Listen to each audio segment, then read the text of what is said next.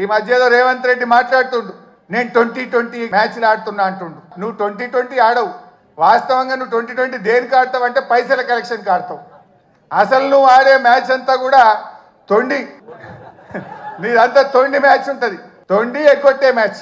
ఏంది నీ మాటల్లో తొండి, హామీల అమలులో ఎగ్గొట్టేది ఉంటుంది నీ దగ్గర. కానీ కలెక్షన్లో మాత్రం 2020 ఆడతావు నువ్వు. ఎందుకంటే నువ్వు ఎన్ని రోజులు ఉంటావో నీకే తెలియదు. ఆగమాగం ఉండవు నువ్వు. దీపం ఉండగానే ఇల్లు చక్క పెట్టుకోవాలని 2020 కలెక్షన్ స్టార్ట్ చేసినావు. కానీ కేసీఆర్ అన్ని ఆడతాడు. ఆయన టెస్ట్ మ్యాచ్ అయినా అద్భుతంగా ఆడతాడు, వన్డే అయినా అద్భుతంగా ఆడతాడు, 2020 అయినా ఆడతాడు. ఎప్పుడు ఏదాడలో గదా ఆడతాడు కేసీఆర్. ఎప్పుడు ఏదాడాలో ఆడతాడు. అవసరమైతే డిఫెన్స్ కొడతాడు, అవసరమైతే 6 కొడతాడు. కానీ ఇవాళ తెలంగాణ ప్రజలు ఏ పల్లెల్లో పోయినా ఎక్కడ పోయినా ఏమంటున్నారు? మళ్ళీ కేసీఆరే రావాలి, మా కేసీఆర్ మాకు కావాలి అని ప్రతి నోట. ఇది నేనేదో ఉపన్యాసం కోసం చెప్తలేను. కారులో పోతా ఉంటే సిగ్నల్ పడితే పాపం ఉన్నది, ఇట్లా తలుపు కొట్టి అద్దం దించి సార్ కేసీఆర్ కావాలి, మళ్ళా మనమే రావాలి, వీడు బాగలేడని.